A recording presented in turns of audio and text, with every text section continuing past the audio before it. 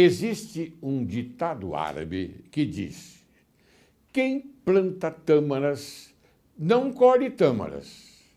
Isto porque, antigamente, as tamareiras levavam de 80 a 100 anos para produzir os primeiros frutos. Conta-se que, certa vez, um senhor de idade avançada plantava tâmaras no deserto quando um jovem o abordou.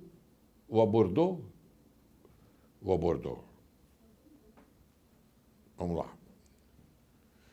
Existe um ditado árabe que diz: quem planta tâmaras não colhe tâmaras. Isto porque, antigamente, as tamareiras levavam de 80 a 100 anos para produzir os primeiros frutos. Conta-se que, certa vez, um senhor de idade avançada plantava tâmaras no deserto quando um jovem o abordou perguntando: mas por que o senhor perde tanto tempo plantando o que não vai colher? Então, o senhor virou a cabeça e calmamente respondeu: se todos pensassem como você, ninguém colheria tâmaras. Ou seja, não importa se você vai colher, o que importa é o que você vai deixar. Cultive, construa e plante ações que não sejam apenas para você, mas que possam servir para todos e para o futuro. Nossas ações sempre refletem no futuro. Se o tempo não é o de colher, bem, pode ser o tempo de semear.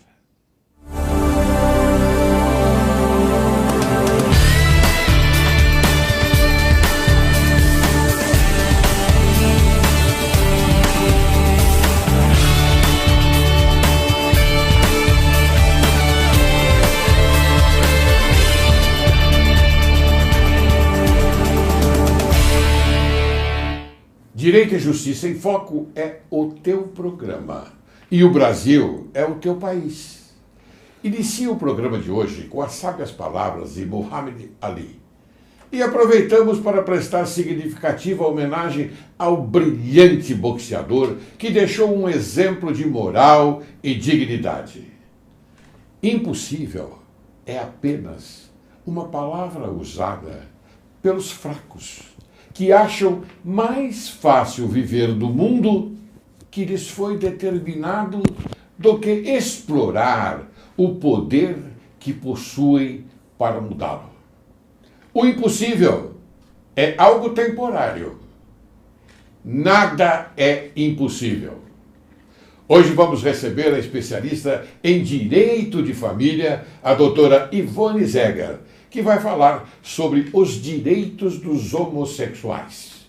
Ela é pós-graduada em Direito Constitucional pela Universidade de São Francisco e em Administração de Empresas pela Fundação Getúlio Vargas. Membro efetivo da Comissão de Direito de Família da Ordem dos Advogados do Brasil, secção de São Paulo. Foi juíza do Tribunal de Impostos e Taxas do Estado de São Paulo. Consultora jurídica, palestrante e escritora. Publicou os livros Família, Perguntas e Respostas, Herança, Perguntas e Respostas, Direito LGBTI, Perguntas e Respostas. Minha querida amiga, prazer enorme em vê-la novamente aqui no Direito e Justiça em Foco.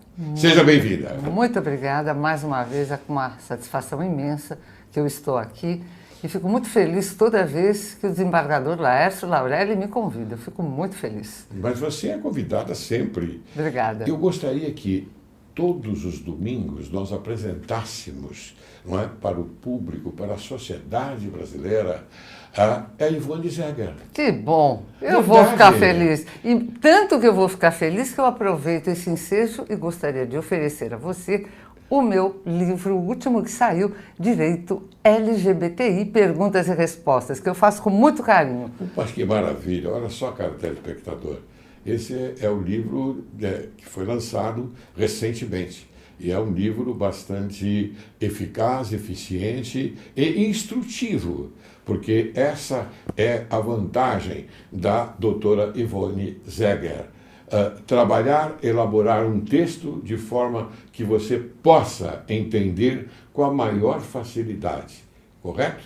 Então, é isso mesmo? É isso mesmo. Vou ficar muito feliz de poder estar aqui sempre e responder questões, dúvidas do público. Muito obrigado. Muito Obrigada. obrigado. Muito obrigado pelo livro. Eu depois, então, mais tarde eu também vou fazer uma oferenda aí a você, tá bom? Muito obrigada. Tá bom? Muito bem. Mas vamos conversar, porque eu tenho certeza absoluta que o telespectador está ávido para saber aquilo que vai acontecer aqui sobre os direitos dos homossexuais, que esse é o tema praticamente que você me traz. Exato. Não é verdade? Exato.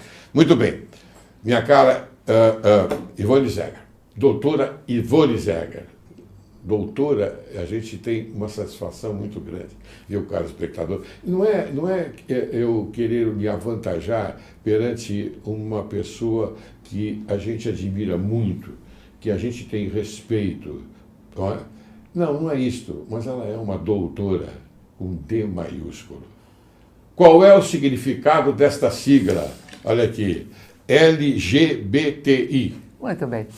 Essa sigla não é, na verdade, nenhuma novidade. Sim. A sigla LGBT já é uma sigla bastante conhecida do público em geral. Sim. E ela significa que esta comunidade, essas pessoas que se inserem dentro do âmbito do direito e dos deveres do mundo LGBTI devem saber do que se trata. Mas ao público leigo, o LGBT significa lésbicas, gays, bissexuais, transexuais e o I significa o intersexual. Lembrando também que a sigla T, que são os transexuais, na verdade, na origem, ela teve uma série de definições, eu diria. Sim. Eram os transexuais, os transgêneros, travestis, enfim, toda esta gama de pessoas que assim se inseriam. Atualmente nós temos, as siglas sempre se movimentam um pouco, mas a verdade é que a novidade é a sigla I, que significa o intersexual. Eu acho muito importante aproveitar e informar o público que o intersexual é aquela pessoa, vamos dizer, é o bebê que nasce sem uma definição dos seus órgãos genitais ou dos seus órgãos reprodutores. Quando eu digo que não há uma definição, é que há momentaneamente no nascimento e provavelmente durante um percurso da sua vida, não há a definição do sexo. Isso acontece muito e acontecia, e sempre houve, isso não é nenhuma novidade, só que originalmente chamava-se de hermafrodita. Sim. Só que não é exatamente a palavra específica. Em 2006, a área médica adota a sigla intersexual porque ele entendeu que, na verdade, não é esses bebês, essas crianças que nascem com esse tipo de disfunção, elas não são hermafroditas, elas são intersexuais. Não há momentaneamente uma definição do sexo. Basicamente é isso. Você agora suscitou uma curiosidade na minha mente. Sim. Você disse que já ao nascer, depois, quer dizer, quando ele já está na formação, já formado o bebê, ele tem esta sensação, não é? Que aparece, não seria um genes, o genes que já está incrustado no bebê? Eu diria o seguinte, não há, dentro da percepção da medicina, esses bebês que nascem intersexo, eles muitas vezes têm um aparelho reprodutor indefinido. Eles podem ter... Mas eles têm consciência, isso lá atrás, ou está no inconsciente? Não, eu acho que deve estar no inconsciente. Inconsciente, claro. Quando eu me refiro ao intersexual, me refiro muito mais no aspecto prático, médico, aonde você observa que a criança nasce e você não consegue identificar nem pelos órgãos genitais exteriores e nem pelos órgãos sexuais interiores, como útero, como ovário, enfim, ou gônadas dos homens, enfim. Você não consegue ainda definir se é um menino ou se é uma menina. Claro. Mesmo os órgãos externos, órgãos sexuais, muitas vezes não há uma definição do órgão sexual que tem. Por esse motivo, antigamente, o que acontecia? As pessoas tratavam de, num primeiro momento, já dar uma definição para esse bebê, dizendo, bom, então me parece que é muito mais uma menina. Ou as pessoas queriam, a família desejava um menino e já definiam, bom, então será um menino. Só que no decorrer da sua vida, na infância, muitas vezes esta criança passava por uma cirurgia de redefinição sexual, coisa que pode ser, e provavelmente o que acontecia posteriormente, aquela redefinição que acontecia na cirurgia não se dava no modo do gênero. Sim, na verdade, alguém que ficou uma menina, no fundo, iria se verificar que se sentia um rapaz.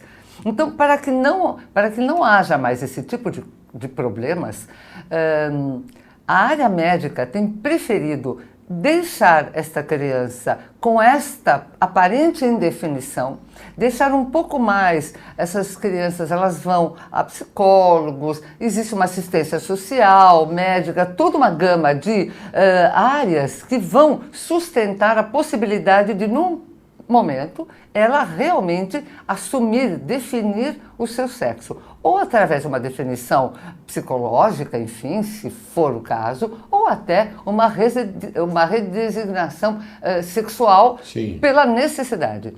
Na área jurídica, o que nós observamos é, quando essas crianças nascem dessa forma, o cartório de registro que vai oferecer a certidão de nascimento, que vai acabar fazendo a certidão de nascimento, ela terá que ser avisado que essa criança está indefinida. Então, necessariamente não há a necessidade de se definir o sexo da criança na certidão. Ou menina. Exato. Então, existe ainda estas possibilidades, onde existem crianças que já têm uma definição, primeira definição, porque os pais também não eram sabedores e os médicos também não há uma definição.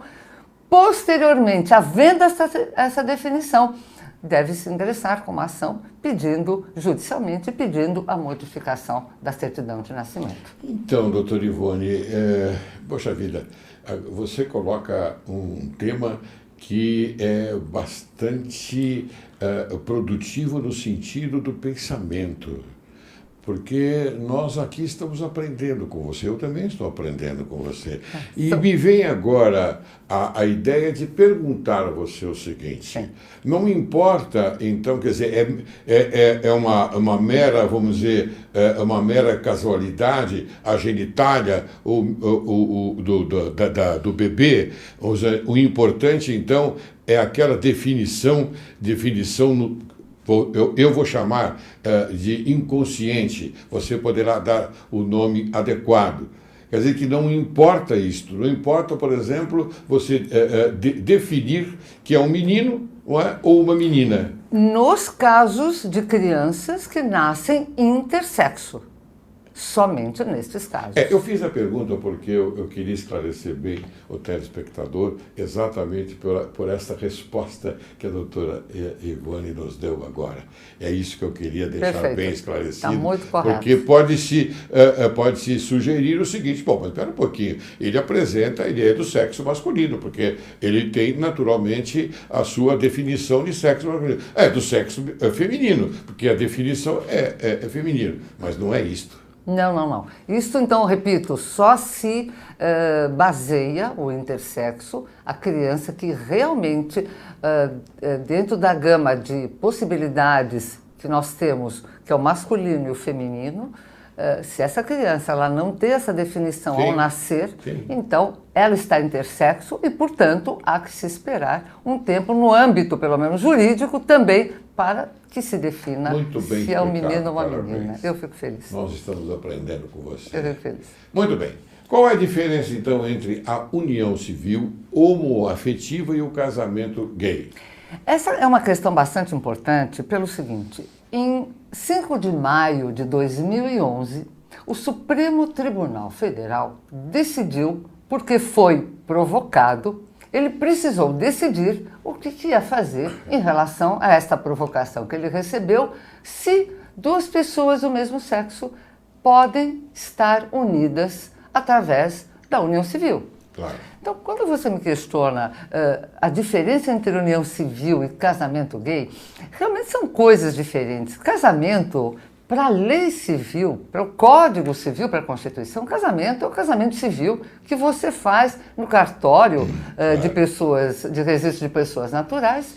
E esta informação também é importante porque, claro, existe uma diferença entre a união civil e o casamento. A união civil, na verdade, quando eu repito, o STF provocado aprovou a união de pessoas do mesmo sexo, ela, na verdade, ela aprovou a união civil, que, na verdade, de uma forma mais fácil de ser entendida, seria um positivo, um ok para as uniões estáveis entre pessoas do mesmo sexo.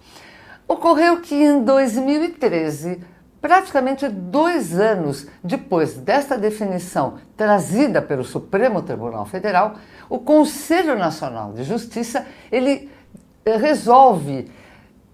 traz uma resolução, a resolução 175, dizendo o seguinte: a partir de agora, nenhum cartório do país poderá negar a possibilidade de casamento entre duas pessoas do mesmo sexo.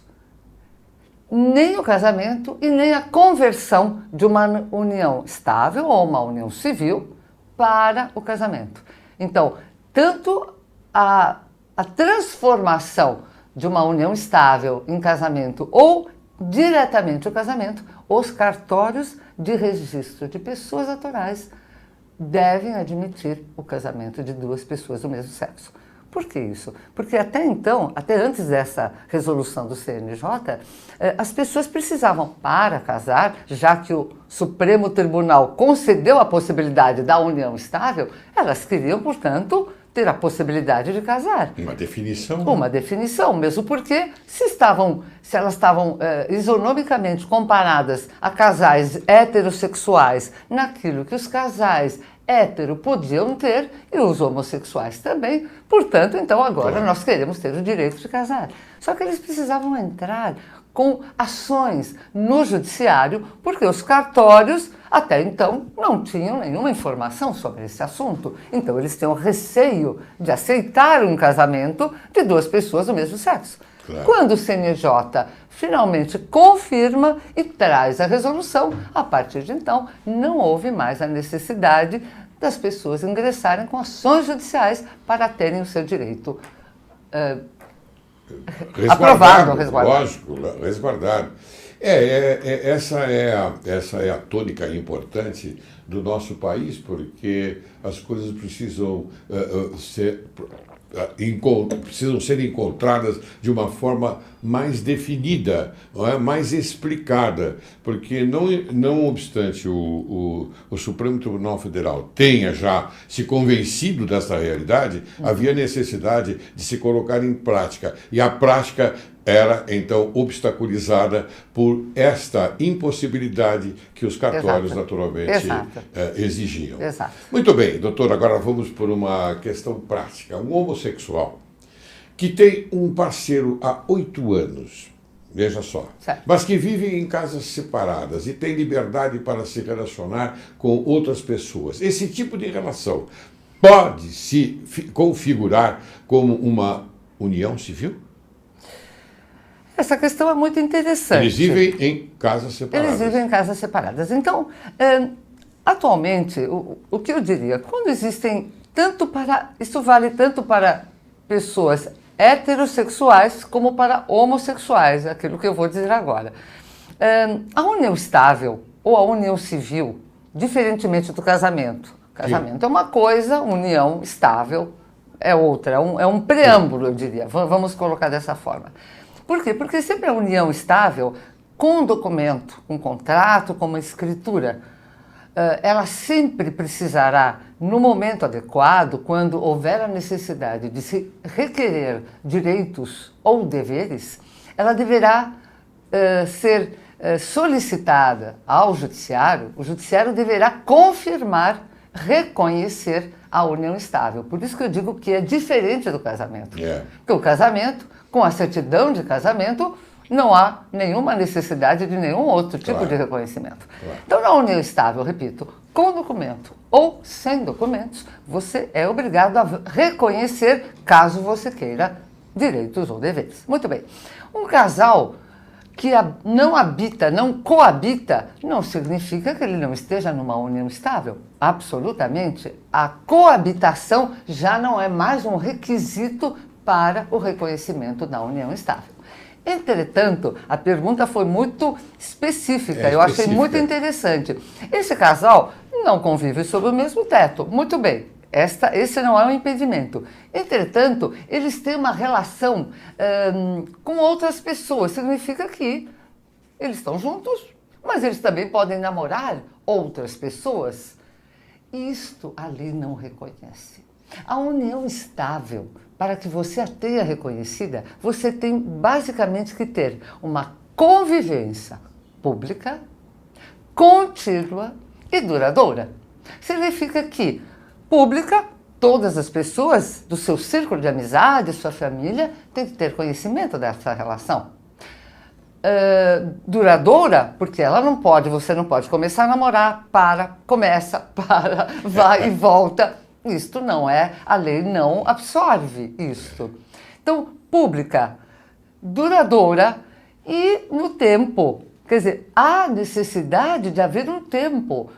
Hoje existe um tempo previsto para uma união estável? Na verdade, não. Antigamente, antes do Código de 2002, o Código Civil, nós tínhamos 5 anos. A necessidade de comprovação das pessoas estarem juntas. Hoje não há mais essa necessidade. Era um marco. Hoje não há mais. Portanto, você pode estar 1 ano, 2 anos, enfim, o tempo que for, até esses 8 anos. Entretanto, se não for a sua situação, não for de convivência pública, contínua e duradoura, que se duradoura demonstre que há verdadeiramente uma vontade de ter uma afinidade entre vocês, de formar uma família, que não significa ter filhos, provavelmente o judiciário não vai atender à reivindicação de vocês. Então, doutora Ivone, eu posso entender que essa é uma situação de fato e não de direito? Porque a situação de fato é que eles vivem nessa circunstância. Sim. Agora, para eles obterem o direito, como você diz, não é? Do casamento em si, dessa união estável, não é? Eles terão que ter uma outra situação. A outra situação, então, na verdade, para casais, tanto hétero como homossexuais, há necessidade de, quando eles estão numa situação em que eles estão juntos, e não há nenhum documento, não há nada que venha provar que eles estejam juntos, realmente, sempre... É um fato onde há uma vontade recíproca. Exato, pronto. Mas a vontade recíproca tem que ter estas condicionantes. Sim. Público, nesse duradouro. Caso não tem. Nesse caso não tem, porque ao relacionamento com outras pessoas, o judiciário não vai entender que eles têm esse direito. Doutor Ivone, é possível transformar a união estável em casamento civil com os mesmos direitos do casamento, entre aspas, normal? Claro. Eu entendo, inclusive, que ao público em geral possa haver até uma preocupação, mas como é que o judiciário acabou entendendo, ou como eu disse, ele foi provocado? Vamos lembrar que o judiciário, os tribunais, eles só falam, eles só se movimentam se há, por parte da população, um pedido. E como o judiciário... Quando é provocado, né? Quando é provocado. E o judiciário que foi provocado, ele precisou dar uma resposta. E então, em 2018, 2011 a resposta foi sim, nós, o Supremo Tribunal Federal, entendemos que duas pessoas do mesmo sexo podem ter direito a esta união civil.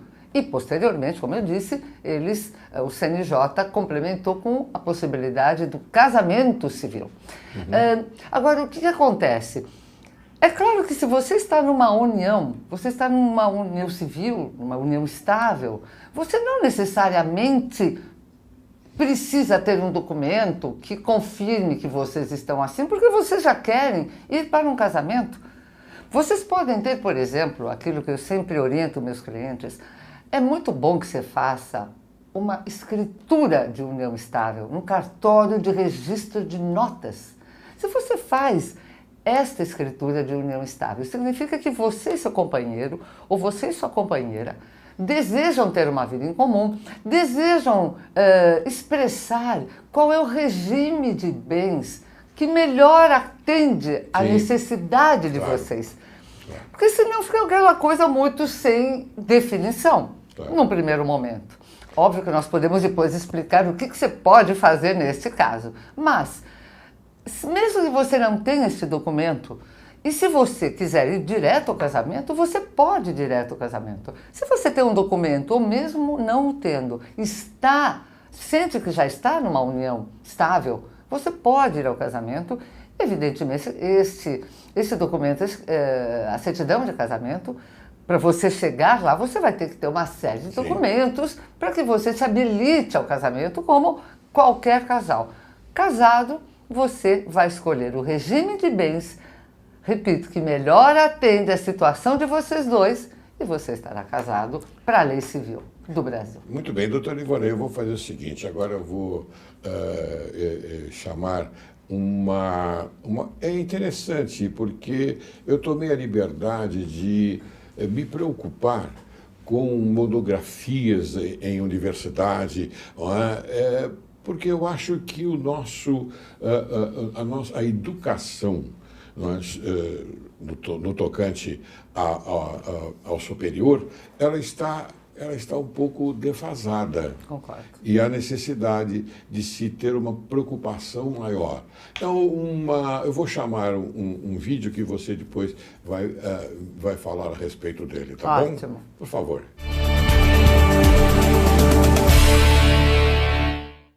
Fazer uma boa monografia é tão importante quanto passar em um concurso, pois reprovar na monografia, depois de anos de dedicação e investimento, é frustrante e resulta em perdas irreparáveis. Por isso, quando não souber o que fazer ou por onde começar o seu TCC, conte com o assessoramento acadêmico da SOS Monografia Jurídica. Ela possui profissionais da área de direito que atuam como professores orientadores particulares, orientando a elaboração de trabalhos acadêmicos, digitação, formatação ABNT, revisão ortográfica, leituras críticas e tudo que possa ser útil para o desenvolvimento da pesquisa em nível de graduação, pós-graduação, mestrado e doutorado.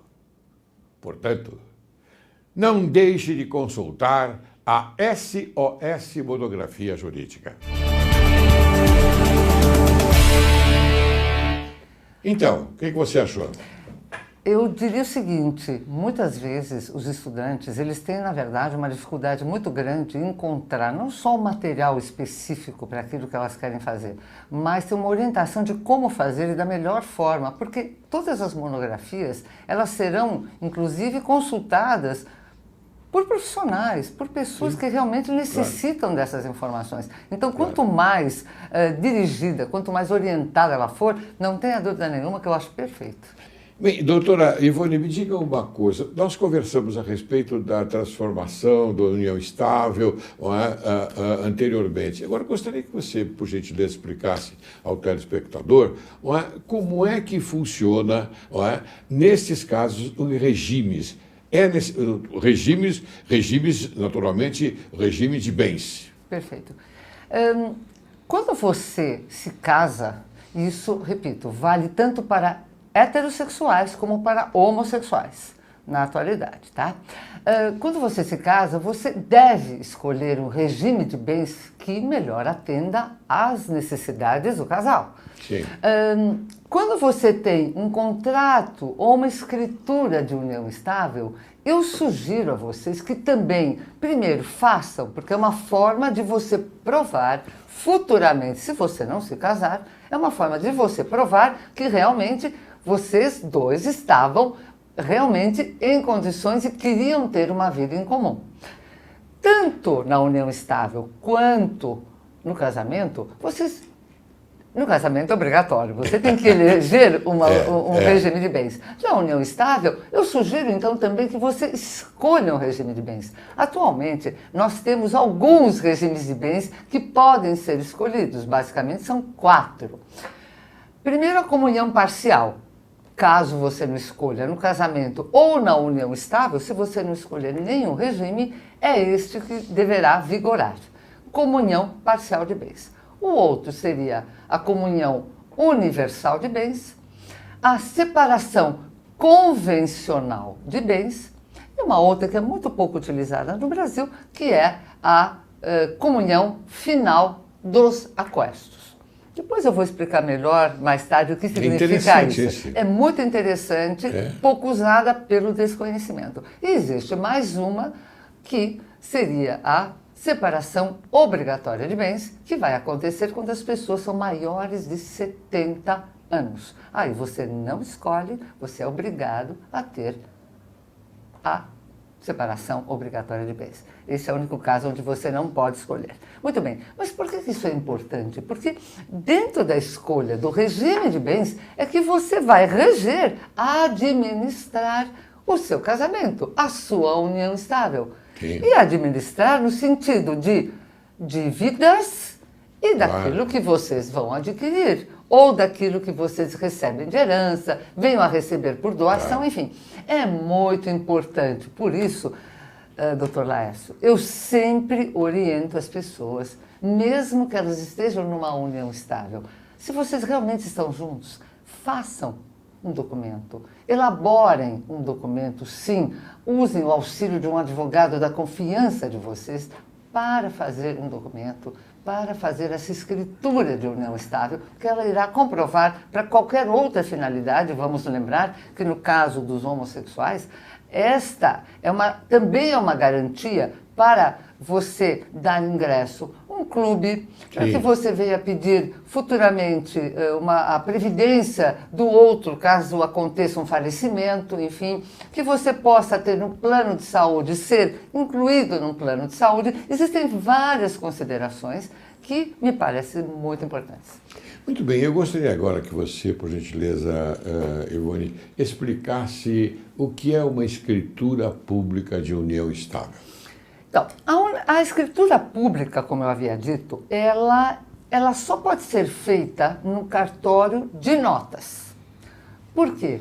Ela é feita pelo tabelião. O tabelião é a pessoa responsável, ele tem fé pública, e quando você faz uma escritura, por exemplo, quando você compra um imóvel, você é obrigado a fazer uma escritura para ter a escritura, enfim, este imóvel no seu nome. Enfim, e em seguida você vai ao registro de imóveis para registrar. Mas a escritura é o ponto inicial de uma compra. Da mesma forma, uma escritura de união